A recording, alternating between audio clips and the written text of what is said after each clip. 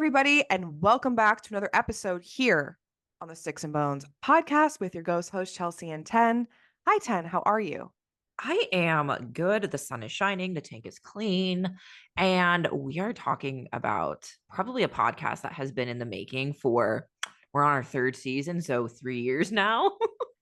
I know I have been waiting to talk about Zeus for a really long time because it's like, how do you guys have a temple, a metaphysical store? You're out here doing a podcast.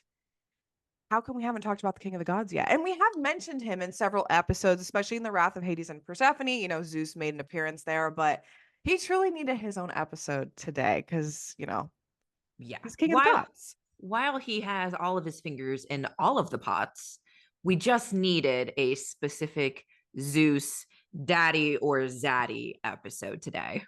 I know I am internally screaming on the inside that we labeled this episode Daddy or Zaddy today. And I'm like, Zeus, please don't smite me. Don't smite me down. I'm just a mortal gal. No, but it's such an interesting conversation because while he has fathered Jesus, how many in the pantheon and how many demigods and heroes, like we have to talk about it. Was he a good dad? How are these individuals conceived? And it's of course Greek mythology, so it's off its rocker. It's always Office Rocker. And, while we are having fun with this episode, I do want to give a disclaimer. We have the utmost respect for Zeus, King of the Gods. I will never go up to him and go daddy or zaddy. This is just all in good fun and just a fun way to like get back into some mythology, learn about some family tree, learn about some Zeus lore. And, when Zeus comes down, he comes knocking to the mortal realm here, what's going on? Because I'm going to ask Tenn, when we start talking about this, I'm going to ask her a trivia question. And, while we're talking about, other things, I want you guys to think about how many kids do you think Zeus actually has? Because I have the number, I haven't told Tenn. So while we are discussing other things before we dive into the episode, I want you guys to just ruminate on that. How many kids do you think he actually has? Okay, think about that, and I'll give you the answer before we start. Oh my god. Don't I answer forgot yet. I forgot to think. It's fine. Just give it your best guess when I ask the question. But Okay. before we dive in today, how are you, Ten? What's going on in your life, in your world? I know we filmed Patreon yesterday for our fellow Patreon people. Um, Yeah. Oh, what lore do I have to share? what Not new law? what new lore do I have? Oh, I schlepped my wedding dress across the country. That was a hike and a half. And now I understand why some brides out there will actually purchase a seat on the plane for their dress. Like now I Shit. understand, but I don't got that kind of money. I So, mean, like that is some luxury money to have to just buy another seat on an airplane. Like right. back in the day, I feel like you could have done those things. Like I don't ever remember the airlines being this expensive and this out of control crazy. But in this world, no. No, I like had like a garment bag that like I folded up into like another bag I got off of Amazon. And I was gonna just ask them like, hey, can you in like the closet, like in the first class area, because I don't got first class money. And I also purchased like a luggage tag that said bride on it because I was like, the more people know, like the more people are willing to help you. And so I came on, people were like, oh my God, yeah, throw it in. Like, are you sure like you don't want to put it over like overhead and everything? I was like, no, I don't want people jamming their luggage into this. Like, I don't mind if there's creases or wrinkles, but like, I don't want dirty wheels on this. No, I 100% get it. Um, yeah, that's tough.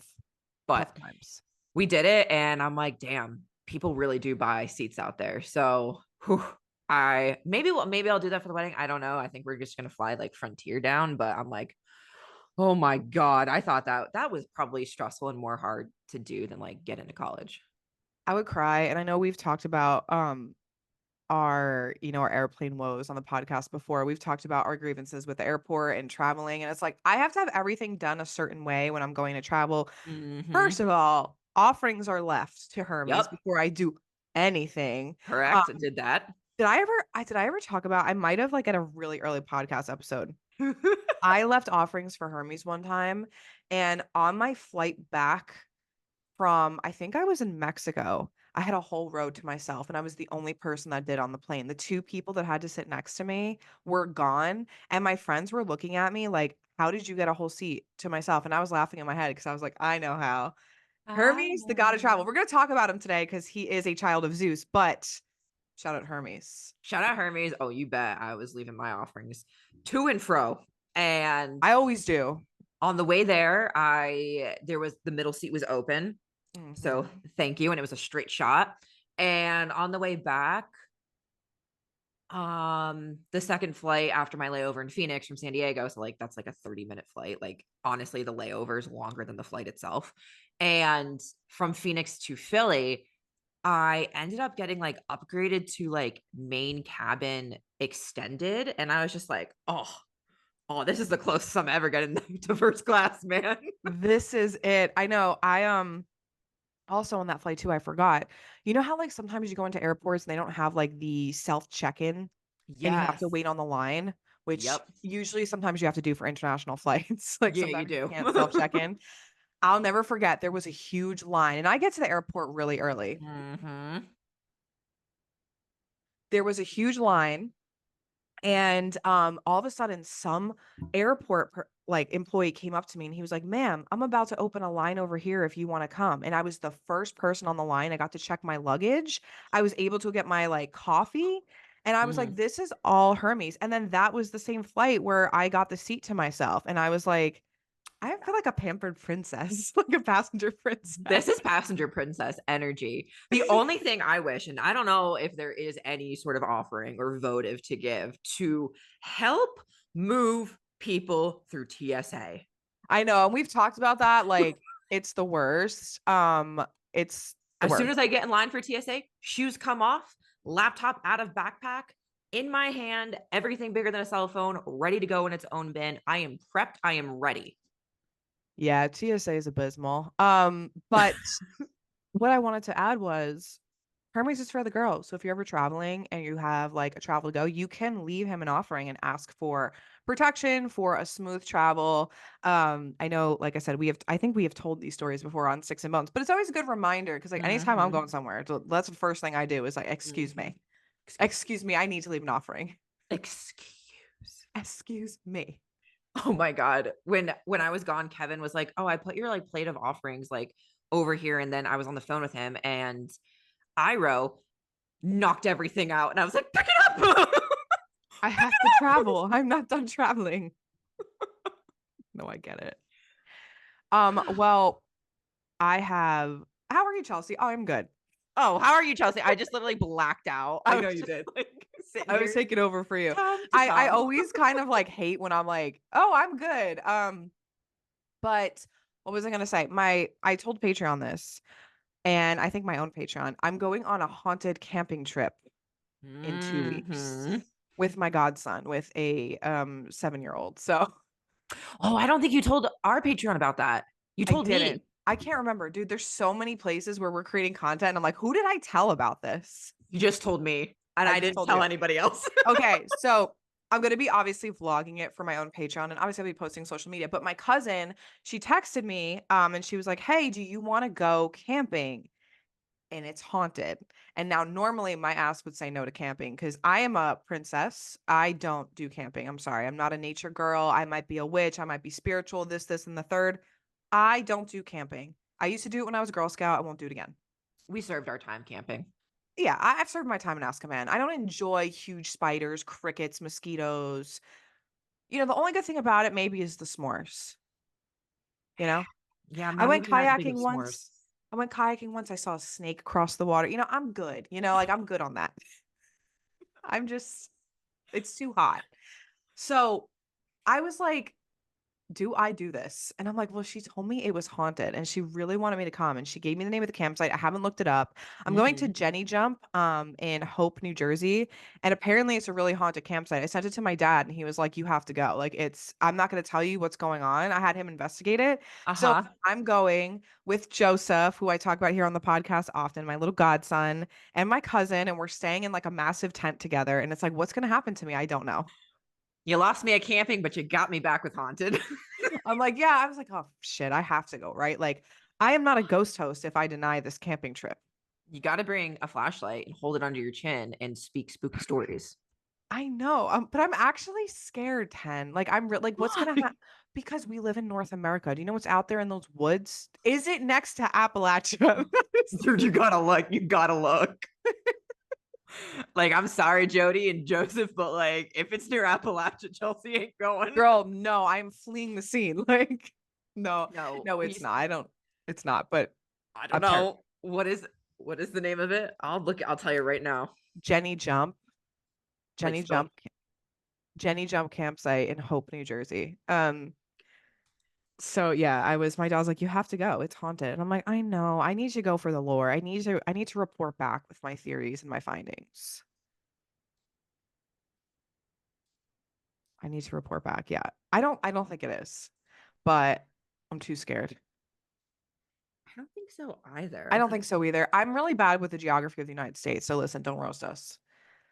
The US is so big. For those of you that don't live in the US, understand the United States of America is massive. And most of us can't list all the states on a map. It's just the way it is. Shout out. oh, dude, Central, like No. that middle fucking crapshoot. Shout out to the US education system. Also, oh my God. So I was really quickly, and then like we'll get into like the rest of the episode. On my Instagram Reels, it came up that Europeans, or people in other parts of the world that are not from the United States, they don't understand that we have to drive so far to get to point A to point B and how we don't mind driving. So some Correct. some English guy was like, I will speak for all Americans when they say to us, "Oh, you're from England, so you must be really close to Paris, France. Like you must just be able to go there." And they don't think that's close. Like a 2-hour drive or a 2-hour train, they consider that far. Yeah. If you live in the United States of America, that's some people's commute to work. That was Kevin's old commute. You know what I mean? And I was like shocked. I'm like, they don't know this about us. Like this, look at No. the size of Texas. Look at the size of Alaska. California, you could drive for 5 hours and still be in California. It takes like sometimes 12 hours to get from top to bottom. Yeah. And I was like, most Americans have not been to every single state. Most Americans have not been to the opposite side of the United States that they live on because of how far it is. Yeah. So if you are from a different country and you didn't know that fun fact, an hour commute to work is normal for an American. That and anytime like I am like digging and like I've like worked with like people from other countries, they're like, "Oh, like you grew up like near LA, like you must be so close to New York City." So they think it's like New York, LA, and Miami are What? all like together. And I'm No, like, dude. "Oh no, That's a whole like red eye flight. that is that couldn't be farther apart." No, and we don't have like the infrastructure to go from like one state to another. And like No. also each state is its own like culture and has its own rules and people. And like Yeah. a lot of the world doesn't know that. And I don't know why I was shocked by that. I'm like, oh no, the United States is massive, Massive. Like, let's go back to huge. gold rush times. Like, you could go Oregon Trail and like possibly die.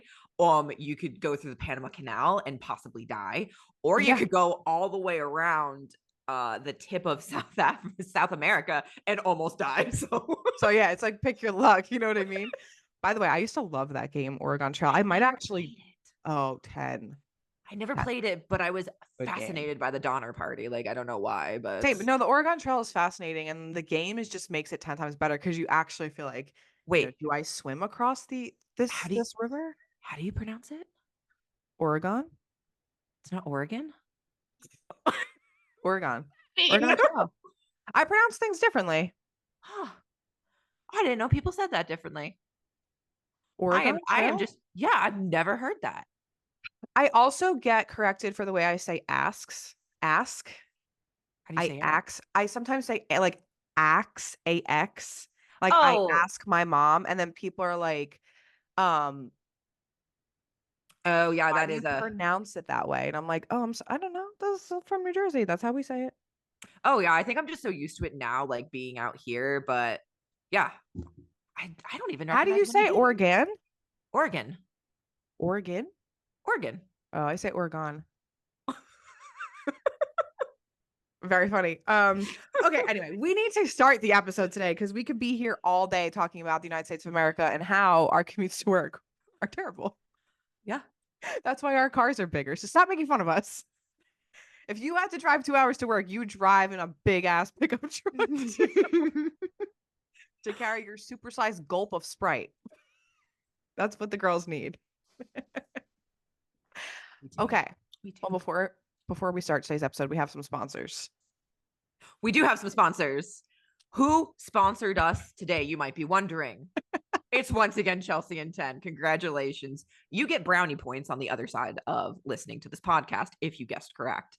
But Patreon of Sticks and Bones is once again welcoming you to join the mystery cult. What are we talking about over on yonder mystery cult? Well, we're talking about HECULTE because, we are bringing back the cult of HECULTE. You're really good at doing these ad reads. I hope when we get a sponsor one day, you're like, well, do I have a bargain for you? It's HelloFresh. Dude, HelloFresh slaps. It does actually sponsor us. If you work for HelloFresh or know someone sponsor us, I will give you the ad I will read promote the lifetime. shit out of HelloFresh. Same, and give us some free meals. Anyway, carry on. What are you sponsoring Patreon? HECULTE is sponsoring Patreon. Let's be completely honest. She is. And with that being said, we've give a little sneak peek to Patreon over there in our latest episode. And we're talking about, how we're changing, not content wise, but we want to make it more of mystery cult vibe. So you might be asking, well, I know what an initiation is to a mystery cult because I'm an active Sticks and Bones listener. What is the initiation process to join your mystery cult? Well, I'm so glad you asked. The initiation process is just your monthly payment. Like, that's it. It is not receiving a goat penis and a flogging. No. We will save that for another time. But with that That's being for our said, top tier members only. that's for the spicy time. But for those wondering, what are we talking about? Well, we've talked about demon possession with the demon Asmodeus. We've talked about the possible portal to the underworld at the site of Eleusis that has ties to the good king and queen of the underworld. And this month in June, we are doing book club because the girls love books of Instagram. The girls, my TBR, you guys, is so long because of book talk. And we thought, let's start with some retellings. And one of the best ones that has brought Chelsea and I to tears is Song of Achilles. So join us this month when we break it down, give you our thoughts and everything. And if you want to jumpstart, if you're like, all right, I'm eating up this book stuff, the next one to go ahead and gird your loins for is going to be Circe by Stephanie Miller, same author as Song of Achilles. Madeline Miller. You did this on Madeline Miller yesterday too. It's okay. God damn it. Didn't she write Twilight? Or that's Stephanie Meyer? That's Stephanie Myers. Apparently, I was just like merging Twilight and Song of Achilles in my head. I mean, same thing, same difference in my eyes. I mean, 50 Shades of Grey is Twilight fan fiction. Am I wrong? No, but anyway, so it's Madeline Miller. I am so sorry. She is like an award-winning author. I am so sorry. Dude, listen, it happens. All right, we're just out here on a Saturday filming, two tired gals. Two tired gal pals. I am just a treasure trove of apparently incorrect information now. But okay. Join us and we will be covering Circe in August. And then, of course, we will be letting you know what the following stuff is. But gird your loins because we're going to be doing some spooky stories too. Yeah, so, I'm excited. Join the mystery cult. It is only $10 a month. Come make friends. Come hear about some fun retellings with Chelsea and Tenn and all of their wild stories and adventures. So we will see you over there. Yes. Perfect sponsorship. Thank you so much, Tenn, for that ad read. Now we have one more sponsor for today. It is Sticks and Bones, the Temple. Shout out Sticks and Bones, the Temple. You were like, it's really HelloFresh, wasn't it? You were waiting to surprise me. You negotiated something. No, actually, we are being sponsored by our own temple today because you asked. We heard your pleas. We now have the priestess of the temple consultation with High Priestess Chelsea, me, and Dr. K. Tenn.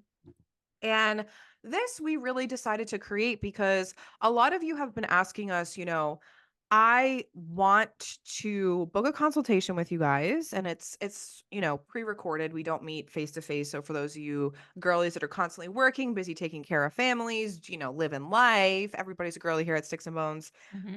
You could just submit a question to us, okay, and we will help you. And you're probably like, what does that mean?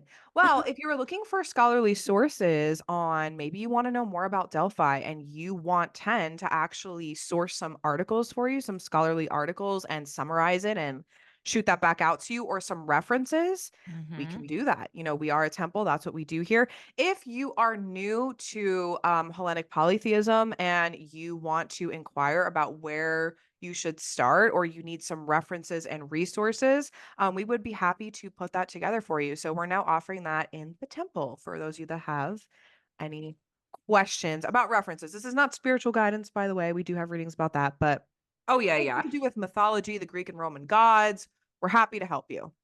Oh yeah. For any guidance, highly recommend any of Chelsea's readings. And of course, like this kind of was inspired by like Library of Alexandria, like where you would go and like ask Yes. somebody and be like, okay, like you have to have something back there. I need help. What do? Well, we'll tell you what do. Yeah, if you're like, hey, do you guys have any I'm really interested in learning about this aspect of Queen Persephone. Do you have any sources on this that kind of can back this up or for further reading that I can read? That's actually scholarly and historically correct. So I want to make that very clear. They're all Mhm. historically correct and factual sources to kind of cut through the misinformation online. So we have that now available on our site. If you want to book a consultation with us, one of us will help you, answer you, guide you. You will receive a video and if there's any follow-up resources, we will be attaching that to the email that we sent you. So Yeah, I'm absolutely. excited. Yeah, it's like submitting an inquiry to a library. Yeah. I will be your interlibrary loan service. Yeah, Here are all absolutely. the scrolls I found for you. Absolutely. It's the same thing as like going to a library. So that is available now for you to book. But boy, do we have an exciting episode today. Zeus, Zaddy or Daddy? You decide. Now, you decide. We're going to let the people decide. Now, I did ask you guys a question at the beginning of this episode. How many children does the Greek god Zeus actually have? Now I'm going to ask, our resident archaeologist, Dr. K here. How many she's just like stared at me like, I don't know. How many kids do you think Zeus has? Are we going Price is Right rules? No, I don't really like those rules. Just I give was me a number. I was about to be like $1. Just give me a number. Just give me don't think too much about it. Just give me a number. It's okay if you're wrong. It's got to be like upwards of 100. You are correct. So there, it depends on the mythology. Zeus has between 92 to 100 children. So it's like asterisk next to Yes. those numbers. Yes. And so I would say on the higher end, probably 100. I guessed that I thought it was just 50 when I was looking this up. I was like, Mm, maybe there's 50 because there's probably some lesser known ones we probably just are not paying attention to. And it's like yeah. truly that meme when Zeus comes down to the mortal realm, he's here to procreate and create another demigod, another child, if you will. Hide your wives if they're too pretty because he's coming down. For sure. And he's disguising himself. You might not even know it's Zeus. Exactly. You better be on your guard. You never know. Absolutely. So I was just really shook by that. And I have to beg the question, what was he doing that he wanted all these kids? I mean, that's a lot of children. I mean, it's kind of like shockingly less than like some like pharaohs of Egypt. And I'm like, all right, like that's saying something. But it's interesting. I had thought originally like around 50, but then I was like, it's Zeus. So like I'm just gonna like double my number. Yeah, this man was fertile. Just Fertile fertile Myrtle. Myrtle. He was. So I want to give a quick disclaimer about we're taking a look at some of Zeus's kids today. We have Hermes, Dionysus. I'm doing Heracles, Helen of Troy. Shout out Helen of Troy. Poor Helen of Troy. Jesus. Poor Helen She of needs her own Troy. episode soon. She really does. But just a reminder, this is mythology, and the way that the gods do things is not necessarily the way human beings do things. So you might be like, how did Zeus carry Dionysus to term? Well, he did it in his thigh. Does that make correct sense? Biologically, no. No. But this is Greek mythology. And Anything can happen. yeah, the gods, Zeus is married to his sister. So the gods have their own morals. Hades abducted his niece. It happens. They have their own morals. And it could be a reflection of, the ancient society in which these gods are born in. Correct. Okay.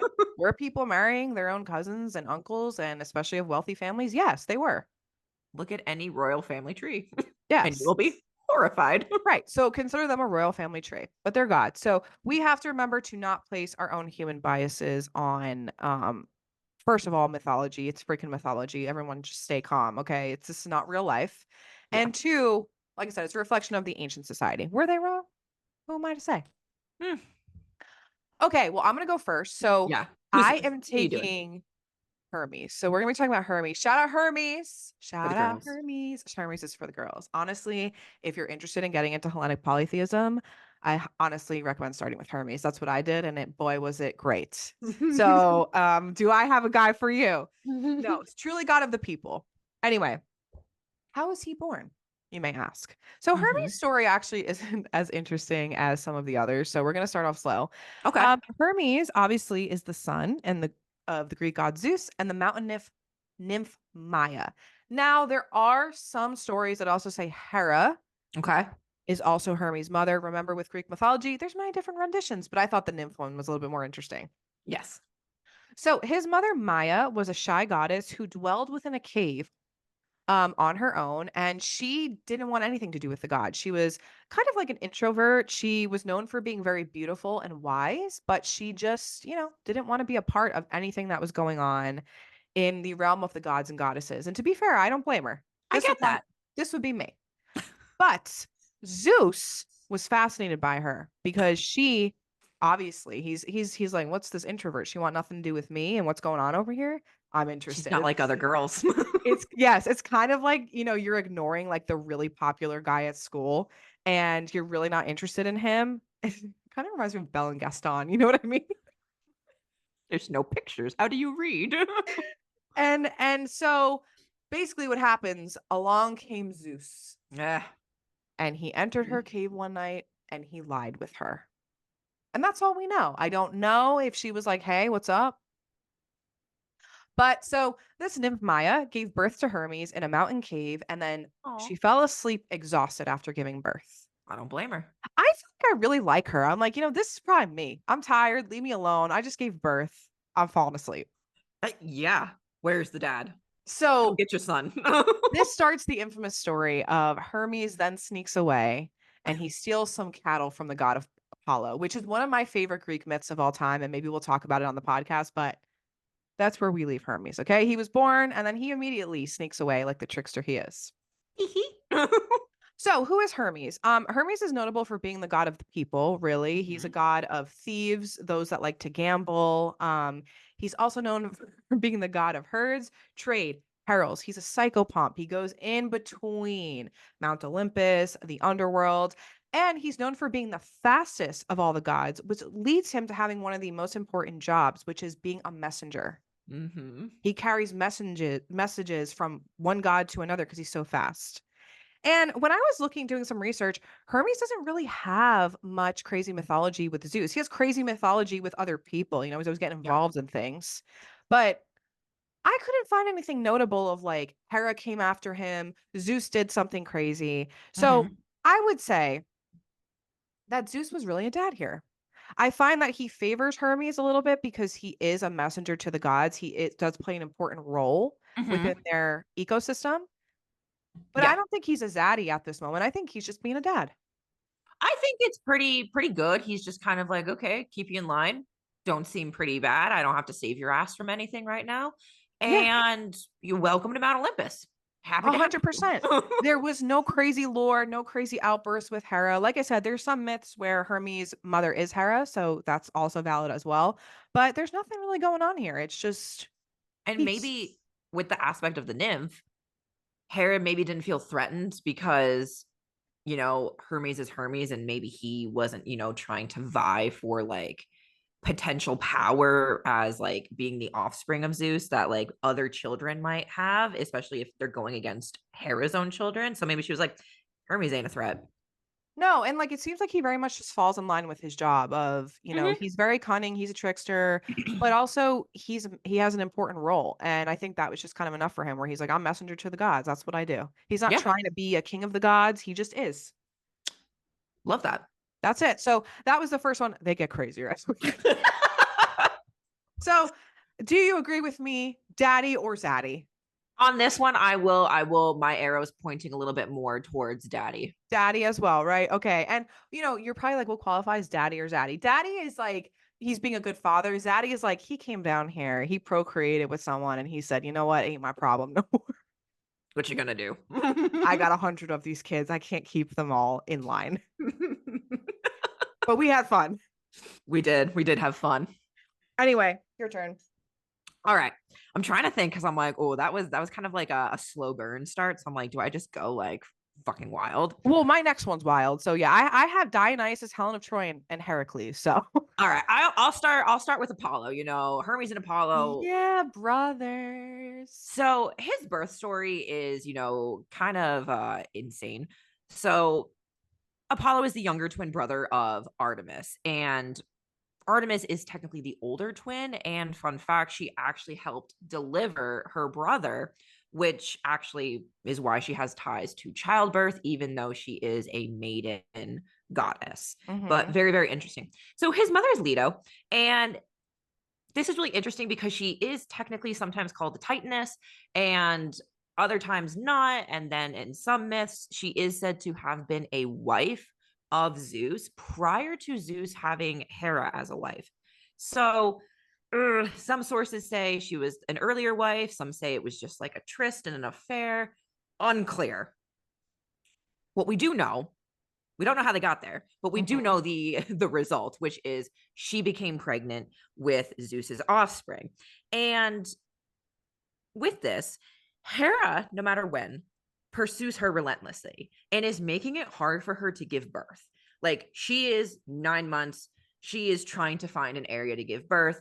She is sending monsters after Leto. She is doing everything, instilling fear in the mortals. So when she goes to different islands in Greece, they're like, you cannot be here. Like, we are not going to die because you're here. You have to leave. So she's struggling to find a place. And she gives birth to Apollo and Artemis on the island of Delos. And Artemis was born first. And then Leto is in labor for 9 more days Jeez, with Apollo. I couldn't And imagine. if anybody's out there who is a twin or has twins, sometimes it's like quickly, but it's not 9 days apart. Like, Yeah. it ain't like that. And in some cases in mythology, Hera actually abducts the goddess of childbirth, who, like, that's why her labor is drawn out and is extremely painful, Mm-hmm. because Hera was like distracting the goddess of childbirth and was like, no, no, don't look over here. Like, I need you over here. Right. So other goddesses were also present to kind of help her through the labor and make sure like these children were actually hers and everything. So those include Rhea and the sea goddess Amphitrite. So with his relationship with his father, Apollo is the god of so many things. You could in fact say he is the golden boy and or golden child of Zeus, He is. as No, he really is, and he carries himself as such. as he should.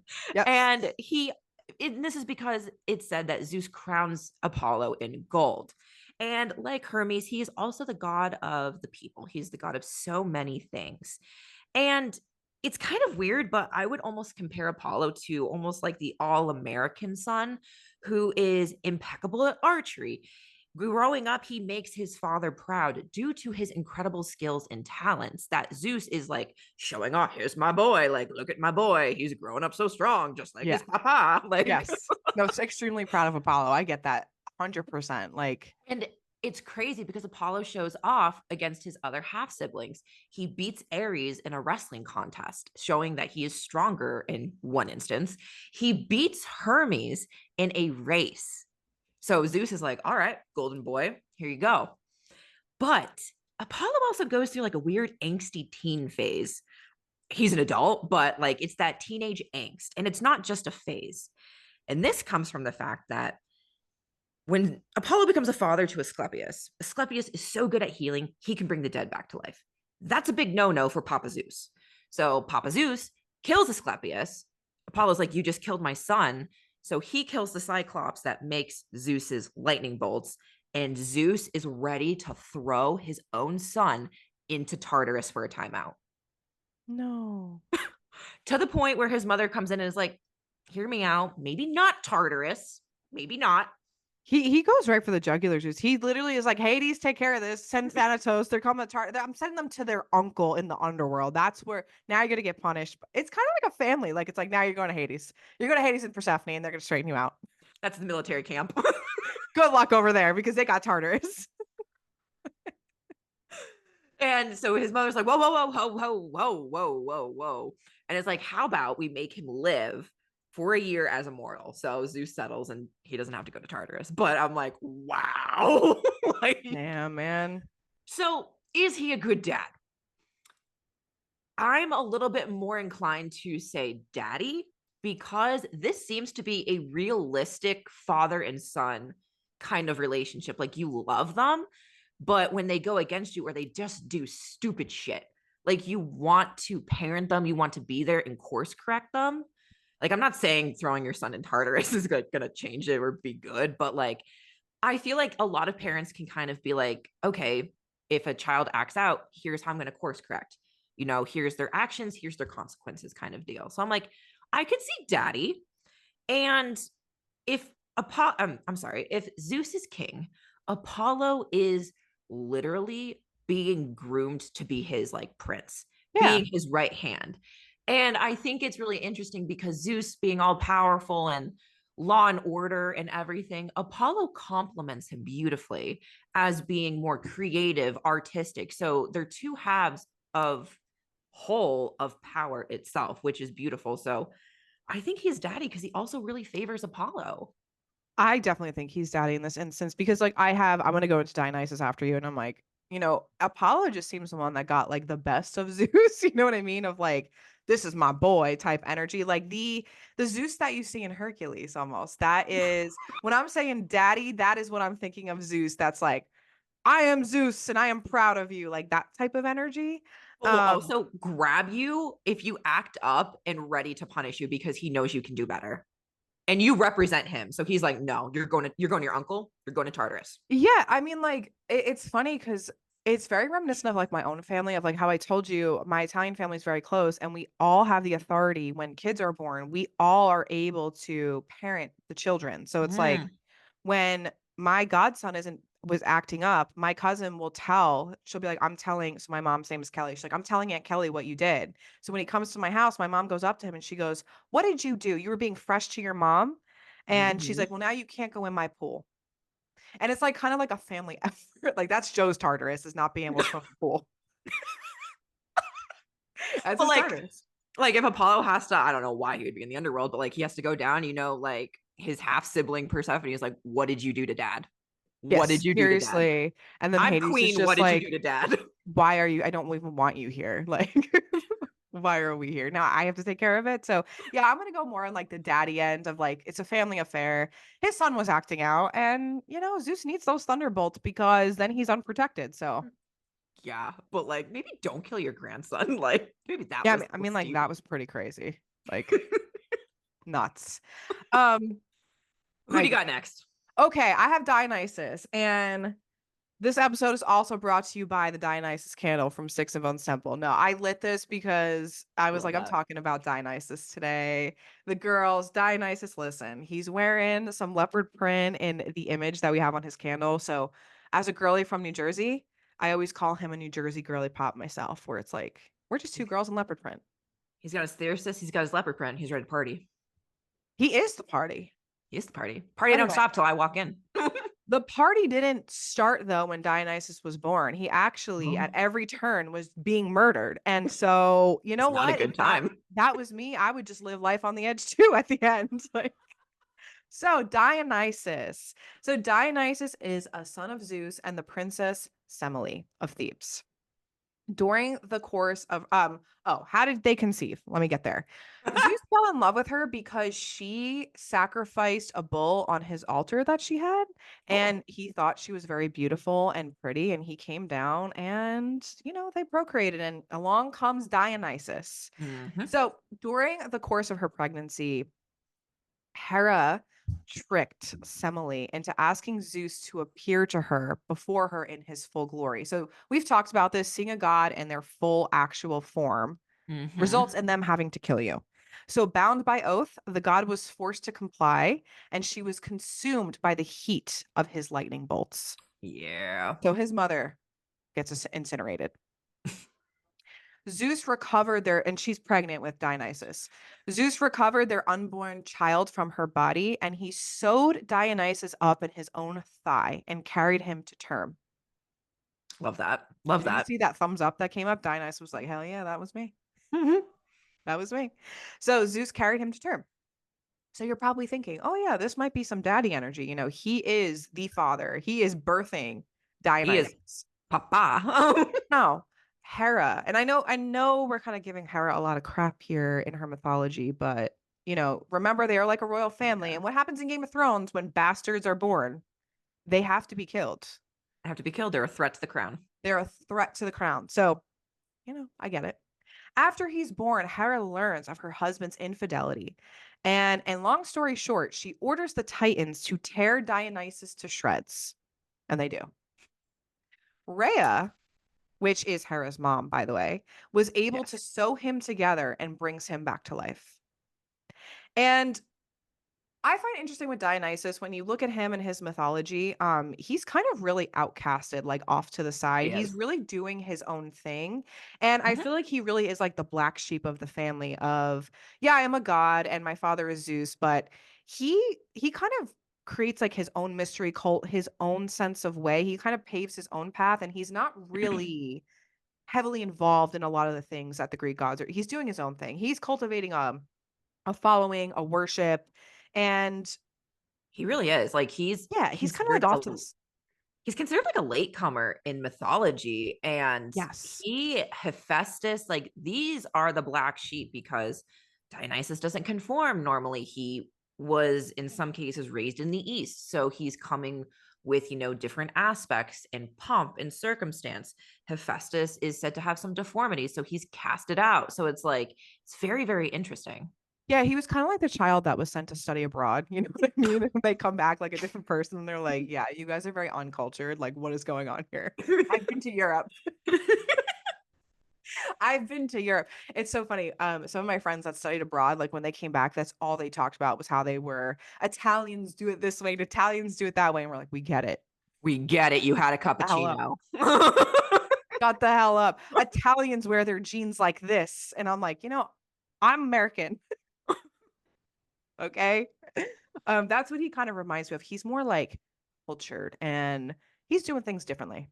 He's also like for and of the people. Like he is wandering the world, teaching people how to cultivate grapes and wine. Like he don't Yeah. got time to be in the politics and the bureaucracy of Mount Olympus, man. No, and for those of you that don't know Dionysus, and I know we've told the story before, he's the god of wine, vegetation, pleasure, festivity, madness, and wild frenzy. And Mhm. honestly, everything about him is very just let's just have a good time, let's have some fertility going, and let's You might keep not the hear, wine flowing. you might not be here for a long time, but let's make it a good time. Yeah, and I wonder if that's due to his entry into the world as he was basically trying to be killed at every turn where he was like, I'm I gonna think wander the world. I think it also lends beautifully with his mystery cult and aspects of mystery cults in general of having an understanding that like death is coming, but I'm going to be saved through salvation with said God because of my personal relationship with him. So I think it lends really beautifully of death, life, rebirth, all of that kind of stuff.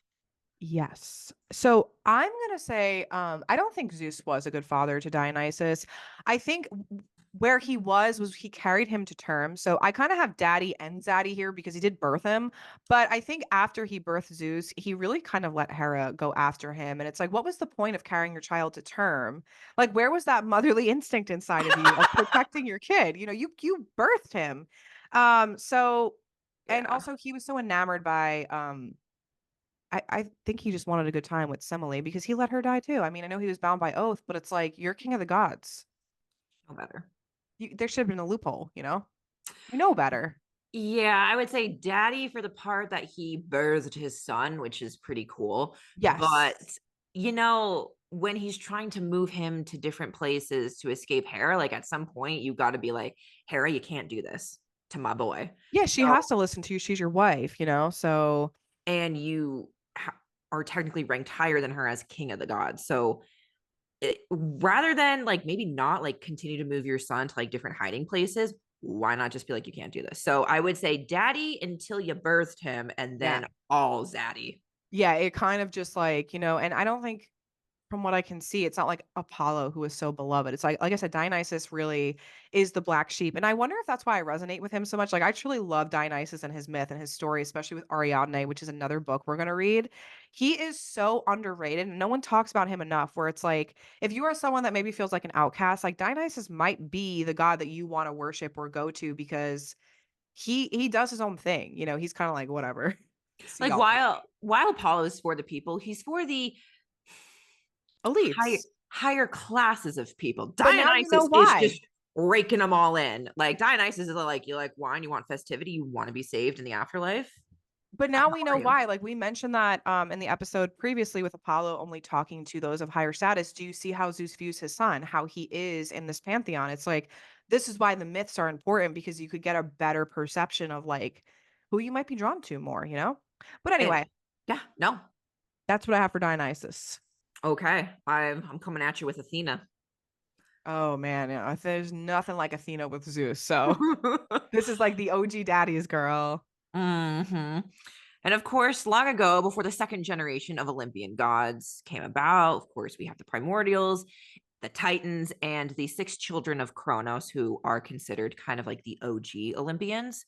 And Zeus, being the baby of the family, was the only child to not be ingested like his other brothers and sisters were by their father. And seeking aid to bring his father Kronos down, he seeks the help of the goddess Metis, and she's an Oceanid. And she gives him a potion that, when Kronos consumes it, freed his siblings because their father vomits them up. And they're fully grown at this point, too. And of course, bada bing, bada boom, after about the 10-year war, the Olympians win and Zeus is crowned king of the gods. Cool. We're right there. So Metis, it is said, was pursued by Zeus following the war and was ultimately, in some cases, his first wife. So even before Leto, Mhm. before Hera. Cool. But as in all good stories of Greek mythology, prophecy comes into play. And the prophecy comes that Metis would bear a daughter who was wiser than her, and Mhm. also a son who would be stronger than his father, who would grow to eventually overthrow Zeus, much like Zeus did to his father and Kronos did to his father. Yeah, I would be shaking in my boots if I was like the Olympians. I'd be like, "Excuse me, what?" Excuse me, I don't want a repeat of what just happened. I've Yeah, seen this before. yeah. So fearing this, because he sees the writing on the wall, he consumes Metis after tricking her to turn into a fly. And then just like his papa did to his siblings, keep it Damn. in the family. But by this point, it doesn't matter. She's already pregnant with their daughter Athena.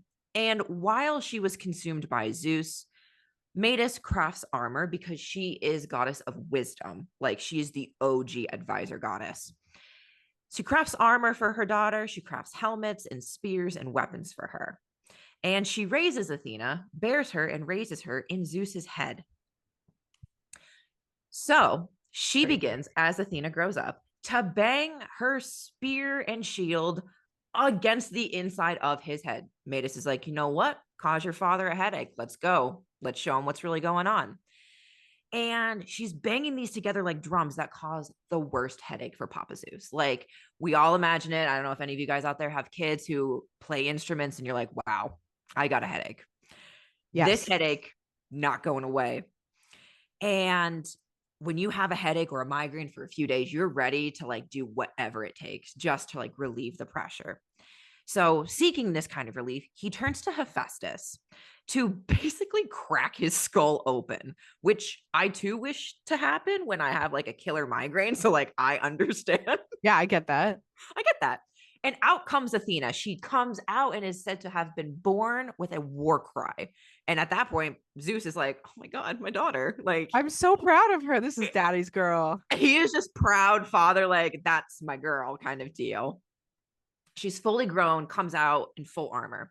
And she is the goddess of wisdom, especially on the battlefield when it turns to strategic warfare, all of that. And this parallels really beautifully with her brother Ares, who is battle lust in war. And she's also the goddess of crafts and is a warrior herself. So her relationship with her father. Some consider her to be the favorite child of Zeus, and I would say favorite daughter if Apollo is the favorite son. Yes. So they are the two golden children with him. And this may be because of her fighting spirit, her knowledge, and more. And perhaps maybe Zeus saw her as the female embodiment of himself. And as such, they were equally matched with each other. It could have been. And she provided counsel, especially to heroes, which include many of her later half siblings. Plus, her father births her, making their connection different than that with other children. So it is interesting that she shares a deeper connection with her father, who birthed her, much like Dionysus. So, was he a good dad? Kinda. I say yes. I would say yes. I mean, not, I would say kind of zaddy when he consumes her mom. Yeah. But then, like, after Hephaestus cracks his head open, daddy. So I would say zaddy to daddy, unlike Dionysus, who was daddy to zaddy. It's interesting. I feel like I have all of the children that were like considered like the rejects of me that are just like the average achievers that are just like, you know what? Yeah, Zeus is my dad, but I like have nothing to do with him. You know what I mean? Like, except when we get to Heracles at the end. But I feel like I have all the kids that are like, yeah, okay, my dad is king of the gods, but he don't come by here. He don't pay his child support. He's like, I'm king, I'm kid of king of the gods, and everybody around them's like, so am I. Yeah. Great. Congratulations. No, I would agree with you. The minute you said Athena, I was like, that's daddy energy. hmm He loves Athena. Yeah. All right. Who you got for Mm, demigods or heroes? okay. So I have Helen of Troy. This one's gonna be quick. So now we're getting to, Helen of Troy. She's not a goddess by any means. But poor Helen of Troy. Okay, this is a quick one. How was she born? So little background, Helen is known as the most beautiful woman of Greece and was the indirect cause of the mythical Trojan War. Yep. And poor Helen of Troy. I wish we really had her account. I say that all the time. hmm She was born by her mother, Leda, hmm and Leda was seduced by Zeus in the form of a swan. So Zeus just came down here, and so I don't. How do you get seduced by a swan? I don't know. I get like maybe it's attributing to the fact that swans are just so beautiful. But anyway, Leda winds up procreating with a swan, which is Zeus in disguise. And one can say, I don't know if I really agree with that. It's like she didn't even know it was Zeus. And depending on the myth, it is said that Leda laid two eggs. Yes. And Helen was born from one. Forgot about that part. Yep. Yeah. Yeah. And Clytemnestra, who is her sister, who married little Lore Agamemnon, which I can never say his name right. Agamemnon. I can't say it. Agamemnon. It's like Oregon for me. King of Oregon. my King of Mycenae. There you go. So poor Clytemnestra, she had that man as her Yo, suitor. Clytemnestra had a fucking rough go too. Yeah, like these children really, what the hell? So anyway, Helen, poor Helen, she was consistently being fought over, abducted, and had many of suitors, and she was just really considered like a prize to men. And like I said, she was really the reason for the Trojan War. Yeah. And Zeus never really stepped in to do anything about it. No, no. He never did. Like the gods actually picked sides in the Trojan War, and I'm like, Zeus never came down and was like, "Excuse me, that's my daughter." Yeah, and I know we covered a brief one with Helen of Troy in the Theseus, Pirithous, Sisyphus episode. And like she was getting abducted way before the Trojan War. And like Yeah. never once was he like, maybe don't do that to my kid. Yeah, I mean, and it's interesting because she is the most beautiful woman, and you think that he would maybe take some pride in that and want to set her up with someone of like be proud that his daughter was so beautiful, but Yeah. it never, I guess maybe because she couldn't really do much for him like Athena or Apollo, like she just was, attributed to the fact she just was a woman and that's how society was. I mean, we just have to think of it like that. She didn't really have She's anything going besides her beauty. she's just a mortal girl.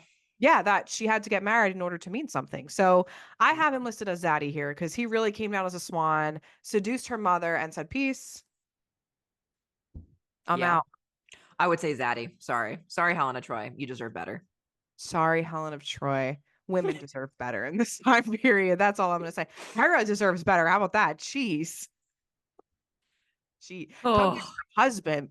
yeah. All right. my demigod hero is Perseus. His birth story, bitch didn't know this.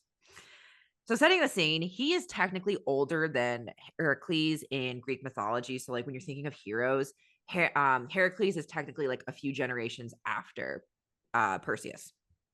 So, King of Argos only has one daughter, Danae, and he's bummed out because he doesn't really have an heir, but he's like, okay, what can I do? So he consults the oracle at Delphi.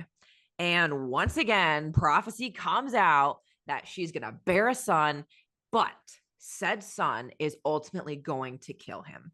And he's like, fuck, what am I going to do? So, to keep his daughter childless, he locks her in a tower like a Disney villain.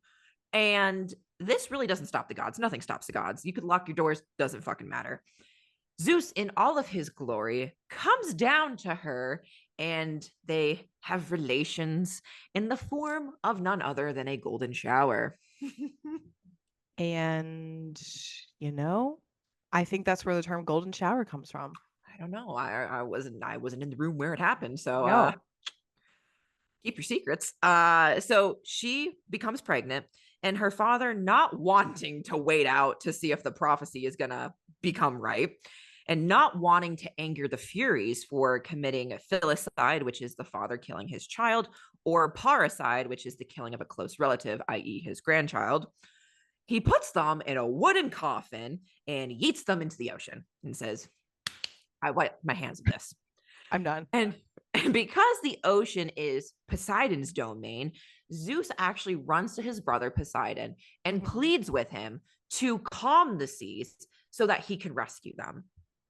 So the relationship is Zeus saves him and his mother. His mother would never go to marry again. She is basically taken care of for the rest of her life. But Perseus, crazy lore, crazy myths, crazy backstory that we're not going to go into today. But during his myth where he has to go slay some creatures, Zeus sends down Athena and Hermes, who have siblings to him, to help him on his quest, to give him certain items that will help him and everything. So is he a good dad? I mean, he's better than the king of Argos, I'll say that. I think he's like half and half, you know? Like, he did what he could, and maybe it's because he's like demigod in this sense. So he came down, had relations with his mother, saved him and his mother, took care of him, kind of helped him on his quests and everything. But maybe that's all he could do, because I don't know what the laws of the gods are, but maybe that was the most he could do since his son was technically only demigod. Well, at least he sent some help. At least his son, who was a hero, got some help.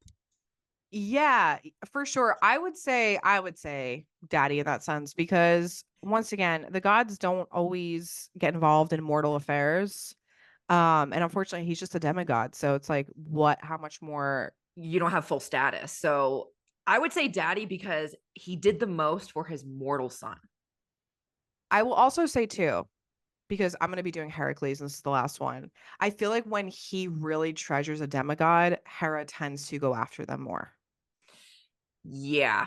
You know what I'm saying? Where he's like, this is my boy. This is my boy. And if the potential for apotheosis comes, yes, then the writing on the wall for Hera is, this is now a threat against my children.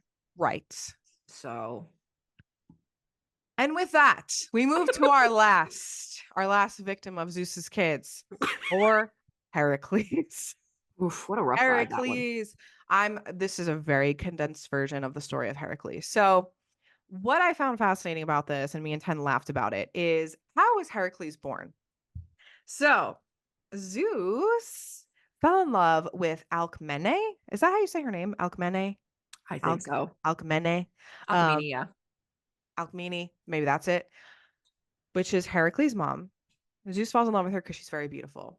And Zeus decides to seduce her. And how he seduces her, he asks Helios, which is the Greek god of the sun, to not rise for 3 days so he can spend a very long time with her and, have a little fun. So Helios goes, sure, no problem. So Helios doesn't rise for 3 days, and Zeus decides to go ahead and seduce her, and then she gets pregnant with Heracles. But, me and Tenn were laughing because it's like a lot of people will cry over people don't text them back. Zeus asked the sun not to come up for 3 days just to spend more time with this woman. He wanted to have the longest night with her. People are getting you Yeah. up texts, and this man stopped the sun. He stopped the sun. He said, you know what, my boy Helios, don't come up for 3 days. If you And know what's good for you. yeah, if you know what's good for you, I'm king of the gods. I need to lie with this woman and I want to spend as much time with her as possible. I want to So, worship her for 3 days. And ladies, don't accept anything less.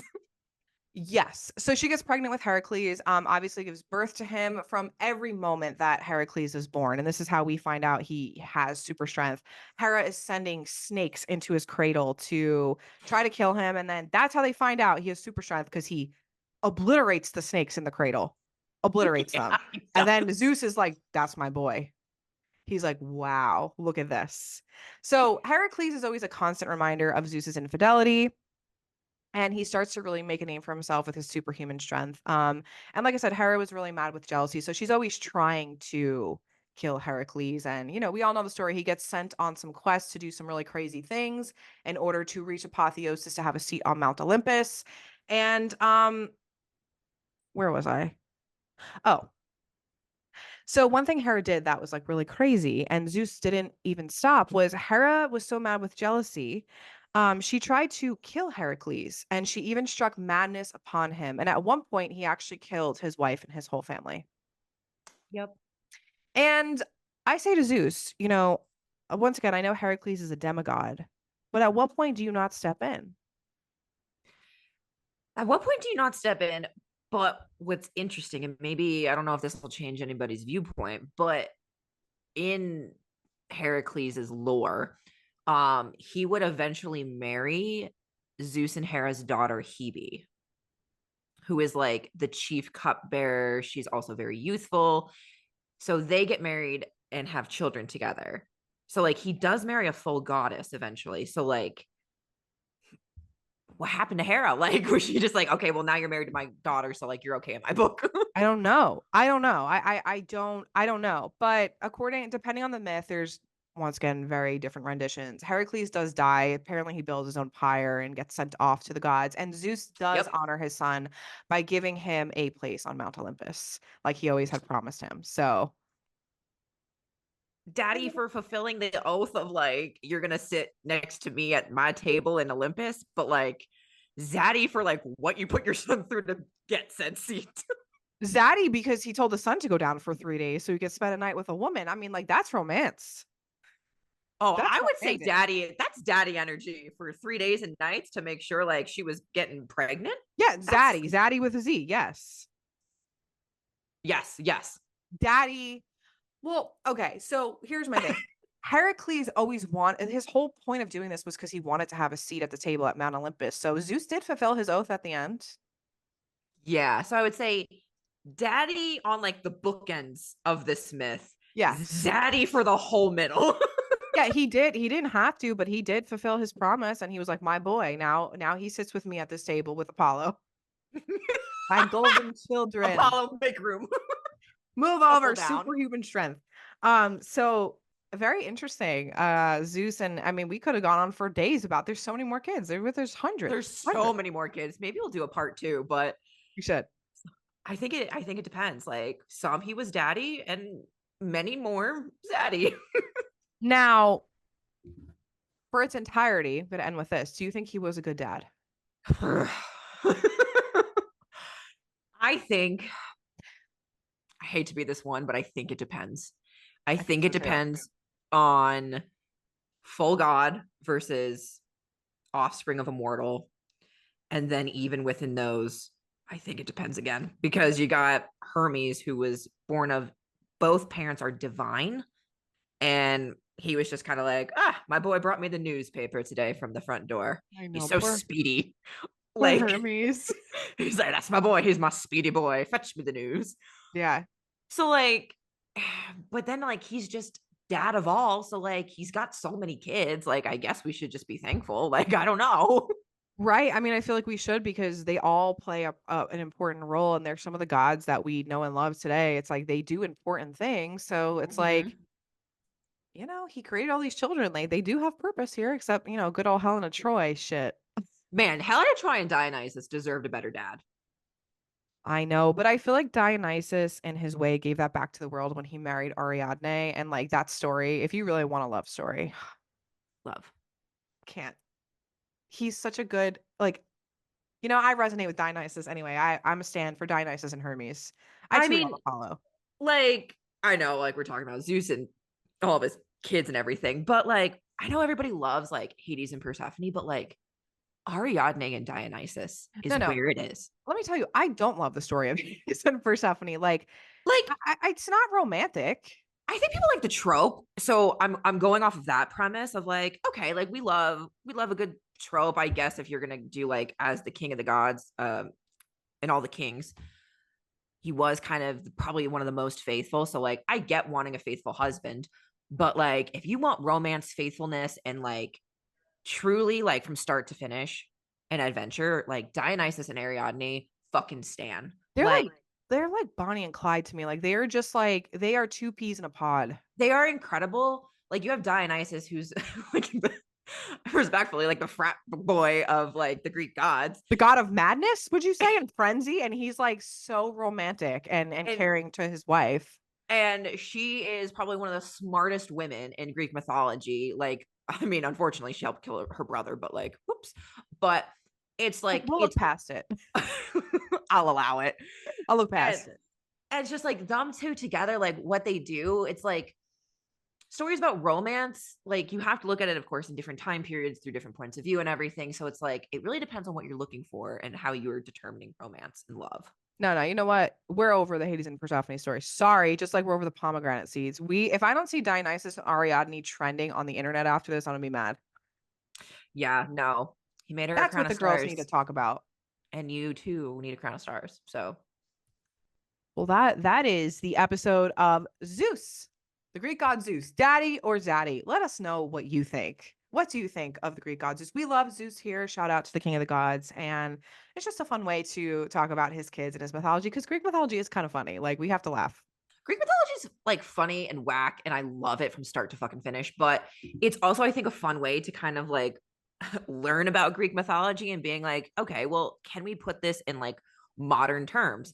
Apollo, all American boy, Hermes, probably the Middle track star, child. Middle child, middle I would child, say. track star, just happy to be there. Like all of that. Dionysus, the black sheep that's just like, I'm going to study abroad in Italy for 5 months. See you guys later. A little bit alternative, like he's wearing leopard print, probably wearing leather. He Like, probably paints his nails, Like he paints his nails. yes, black, definitely in a band, like all of that kind of stuff. For sure.